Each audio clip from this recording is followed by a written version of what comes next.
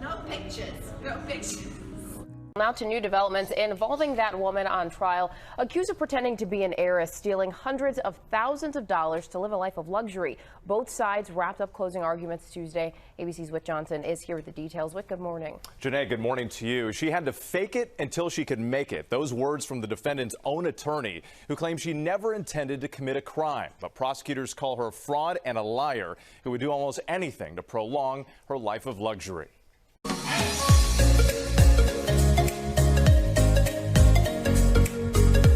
Hello and welcome to my channel. So today's video is not as scary as usual, but it is very interesting. Today I will be telling you about Anna Sorokin, aka Anna Delvey. She is the girl who pretended to be a German heiress in order to scam New York City's elite, banks, and the travel industry. And I've got mixed opinions on her. If you haven't heard about this girl, chances are you soon will be. They're making a whole TV series about her on Netflix. They're doing documentaries about her on HBO. Jennifer Lawrence, Lena Dunham are involved. I'll get into all of that, but yeah, just consider yourself ahead of the curve. I do have to say before I start, I got most of the facts from today's video from the book My Friend Anna, The True Story of a Fake Heiress. It's actually a New York Times bestseller. I'll put a link in the description box below. So Anna Sorokin was born in 1991 in a suburb south of Moscow, Russia. She has one younger brother.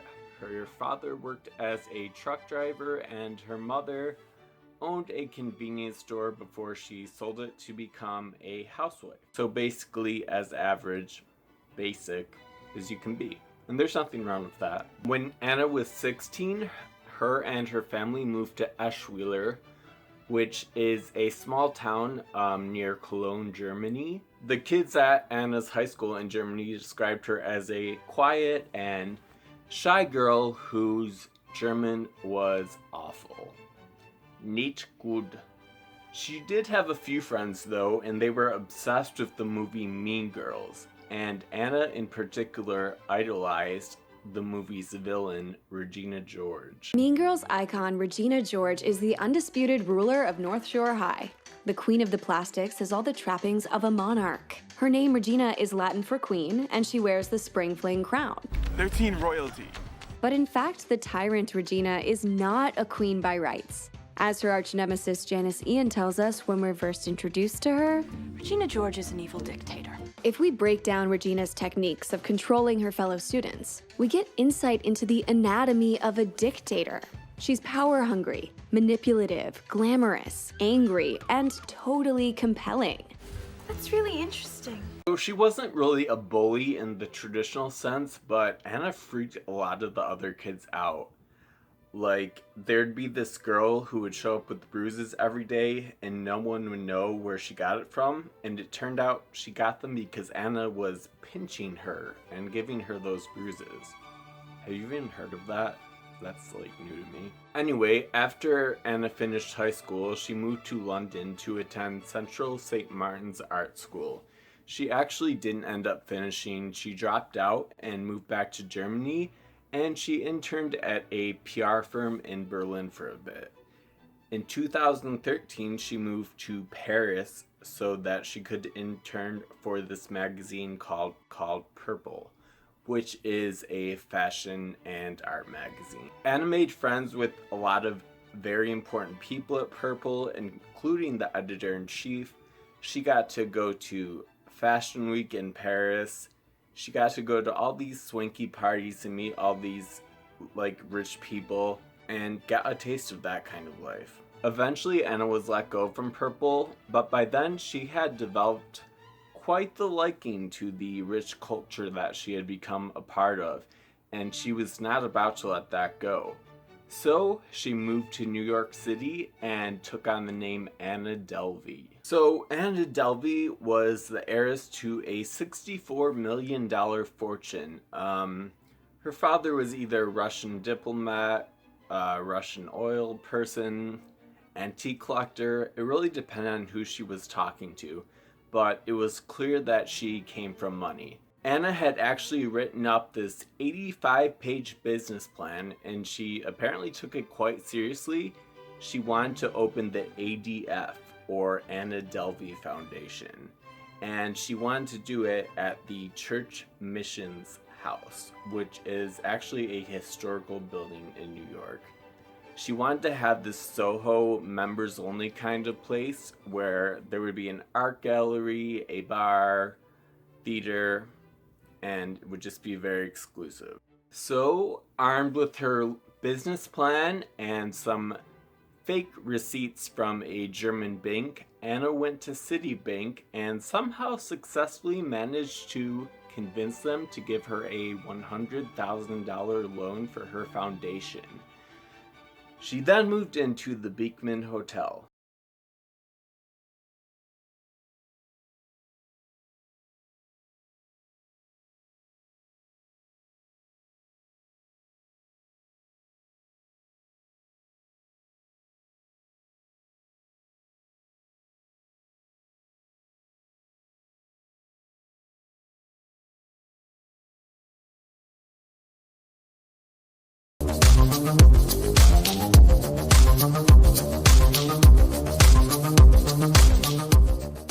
So she got to stay there without even having a credit card on file. She told them that she had a wire transfer on the way, and that was all they needed. She really did a great job at presenting herself as this rich woman, and people just took her word for it. She also was very generous using money. She gave out $100 bills like she couldn't get rid of her money fast enough. She would give $100 to her Uber driver, $100 more to the guy who opened the door for her. She would even give $100 bills to the concierge at the hotel just because she needed a friend or someone to talk to. Anna was actually known to make friends with the staff at the hotels she stayed in. And by staff, I mean like, you know, the bellboy, concierge, people like that. She would avoid the upper management though. I wonder why. So one night, for example, she took all the staff out to this trendy bar. She offered to buy them all drinks, and they were all like, drinks on Anna D. But then when the bill came, she suddenly lost her credit card. And so one of her friends picked it up.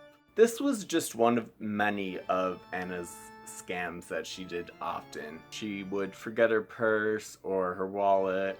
Her credit card wouldn't work here, or something was always wrong, but you know, she had all this money, so people would just pick up the tab and assume that she would pay them back because why wouldn't she?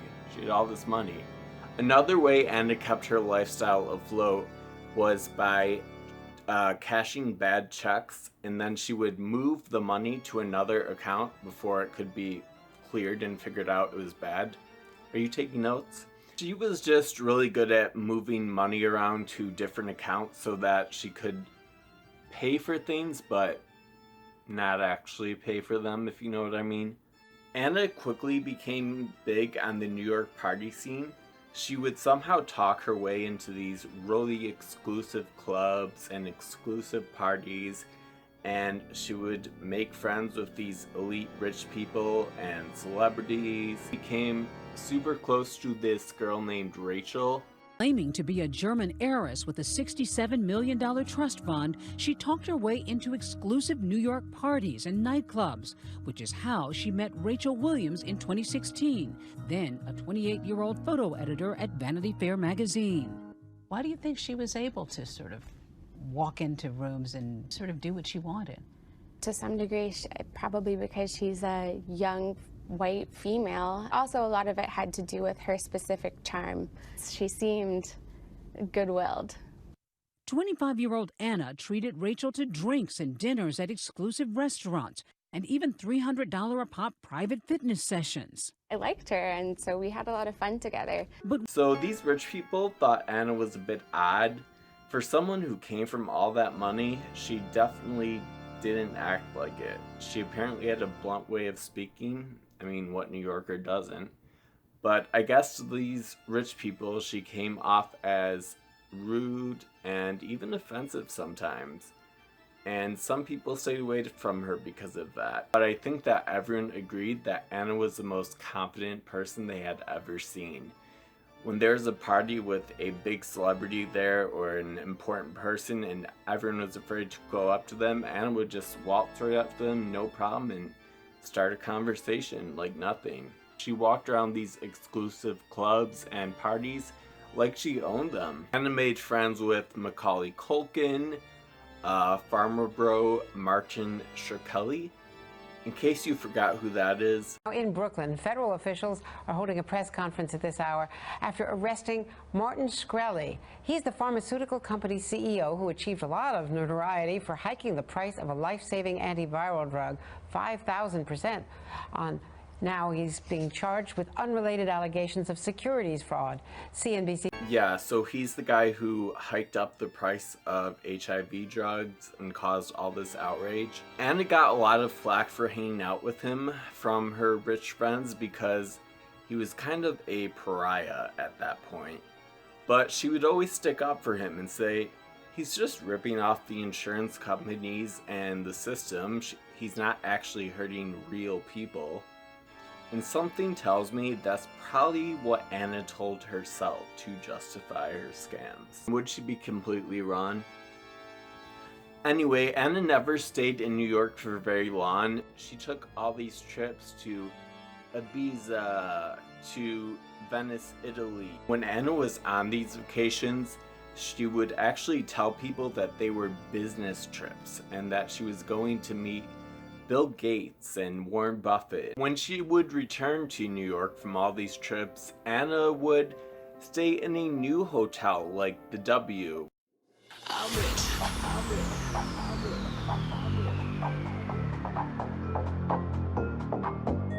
I'm rich.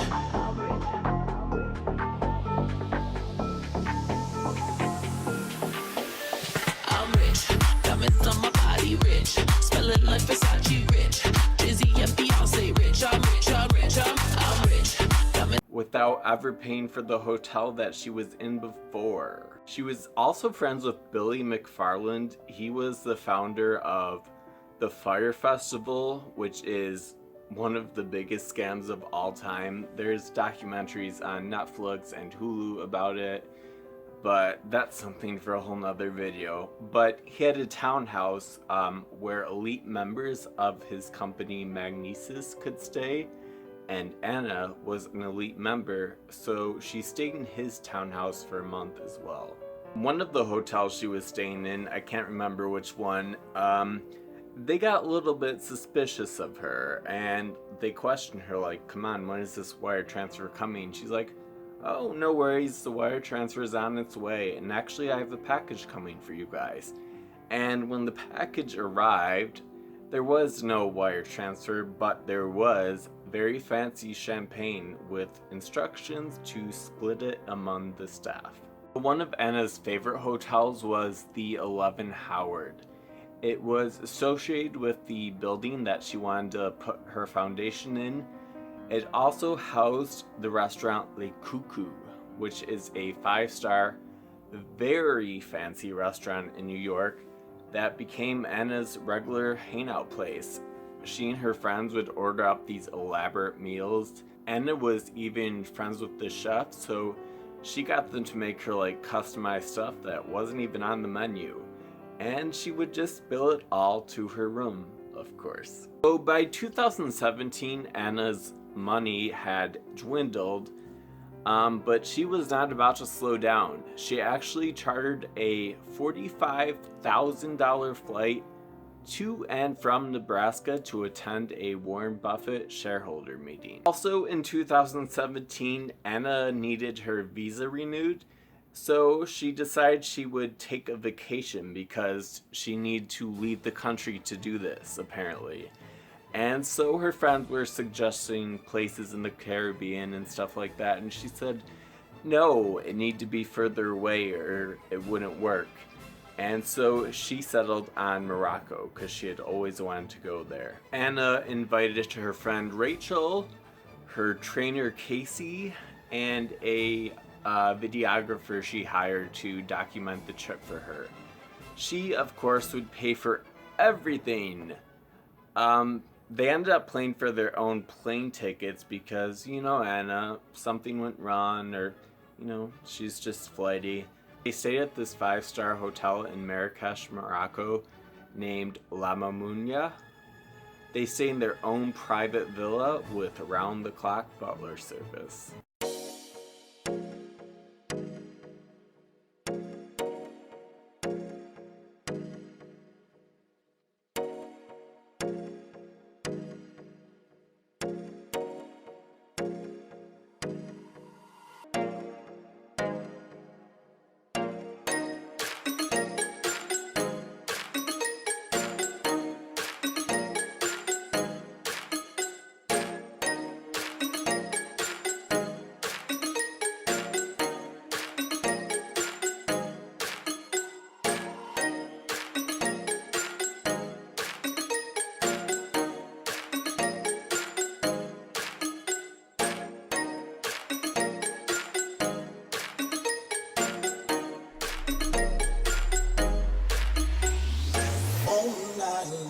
Money.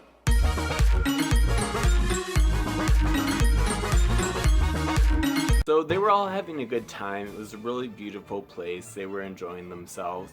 But about the second day they were there, the hotel staff started to hound Anna about the bill. At first they were really polite about it because she's this rich woman at a fancy hotel and it's probably just a mistake. So it was just like, Ms. Delvey, may we speak to you, kind of thing. And Anna got irritated by it. She's like, yes, I'll call my bank. The reason it's not working is because you're swiping the card too much. And she didn't seem nervous at all about getting caught. She seemed like just more irritated that they were interfering with her vacation. At one point, the trainer, Casey, got sick and wanted to go home, but the hotel staff would not allow her to because they still had no credit card down for Anna, and at that point they became really aggressive. Eventually the hotel staff cornered Anna and her friend Rachel in their villa. Apparently Anna was just sitting there with her arms crossed and she didn't look scared, she just looked kind of detached from the situation. It was creeped Rachel out of it. And she's just like, I don't know what to do. I called my bank, I don't know what the problem is. But the hotel staff, they weren't going anywhere. Eventually, they actually asked Rachel if she could pay for it. And they said it would just be a hold charge until Anna figured out the situation with her bank. So, reluctantly, she gave over her card and paid for the hotel. However, the trip to Morocco ended soon after that. And once Rachel got home, she discovered the charge on her card, and it wasn't a hold charge, it was a permanent charge, and it was for a lot of money.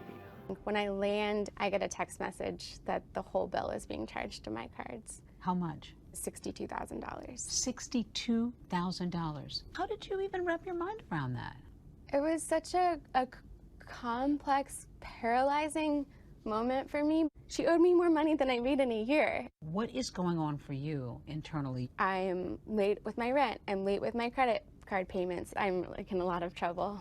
So by this point, Anna wasn't just scamming banks and hotels. She scammed a friend, and more important than that, a friend who needed that money to live on.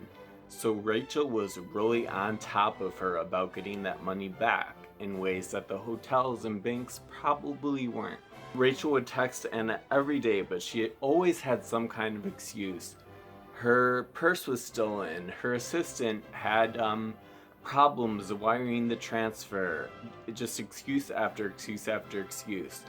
At one point, Rachel even kind of threatened legal action against Anna, but Anna could seem to care less. She actually invited Rachel out to go party. So eventually Rachel and a couple of her colleagues meet Anna at this bar, and they basically confront her head on about everything. about her BS. They say they don't believe she is who she says she is. Where's the money? Stuff like this. Anna, of course, stuck to her story, and she didn't really seem too concerned about the money she owed Rachel. She kept deflecting back to herself and saying, do you know what I'm going through? Do you know what I'm going through? And no one really knew or cared what she was talking about. But eventually Anna pointed to an article in the New York Times that called her a wannabe socialite, and then she started to cry. Apparently there was already a prosecutor working on building a case against Anna for all her scams against the hotels and the banks. So Rachel managed to get in contact with her, and working together, they ended up tracking her down to Malibu, where she was staying at a luxurious celebrity rehab called Passages. At Passages Malibu, we treat and heal the underlying causes of addiction so you can live a healthy, addiction-free life. This is not a 12-step program. I should know. I was an addict for 10 years. Now I'm not.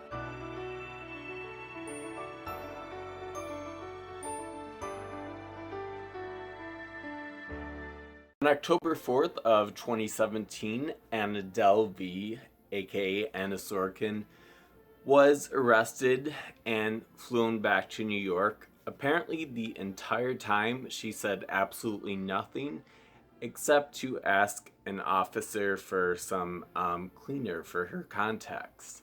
So Anna was charged with but she was actually offered a plea deal for only 3 to 9 years in jail, followed by a deportation back to Germany. But Anna rejected this plea deal and decided to go to court, saying that she was innocent of all the charges. I'm trying to say that without laughing. No one to this day really understands why she did that, because they had receipts against her, like literally. A lot of people think that the whole reason she decided to go to trial was to gain even more fame and more notoriety. In March of 2019, the trial of Anna Sorokin began, and it was bizarre on so many different levels. The lawyer was a guy named Todd Spodek, and he claimed that Anna was trying to fake it till she made it, kind of like live the American dream. He said that she really did want to open this TheAnnadelvey Foundation, and she intended to pay everyone she scammed back as soon as she was making money from the foundation. It was just the way business was done in New York, he said. Anna actually hired a stylist for this trial, and every day she would come to court in a new designer outfit, Yvette Saint Laurent, Victoria Beckham. It really did look like a fashion show more than a courtroom at some point.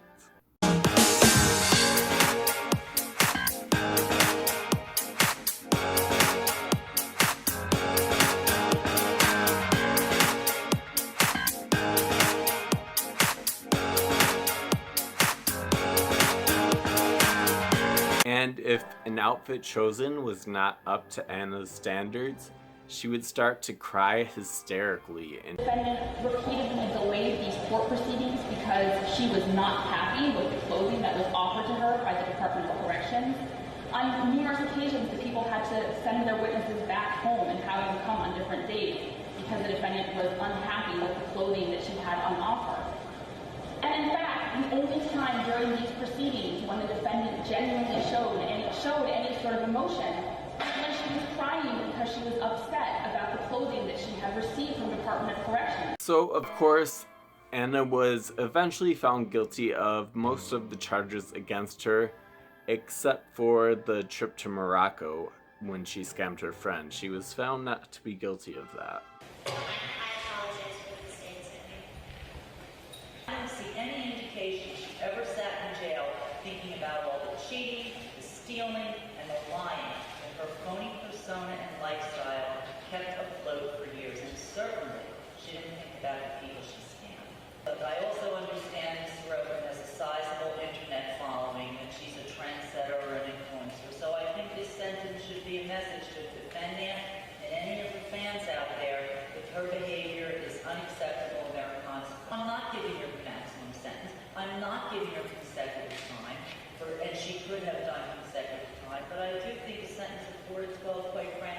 appropriate, and I also think that fines and restitution are appropriate. So HBO has bought the rights to Rachel's book, My Friend Anna, in the description box below. They plan to make a documentary series about the whole thing. Apparently Lena Dunham is in talks to be involved with this in some way. Shonda Rhimes from Netflix bought the rights to Anna's life story, and she is planning to make a Netflix series about this. Supposedly because of the laws, all of the money will be going to Anna's victims, but something tells me that she will find a way around that. In an interview with the New York Times in jail, she seemed to get really excited when she talked about the Netflix show, and she hoped that Jennifer Lawrence or Margot Robbie would play her. She said she was not sorry.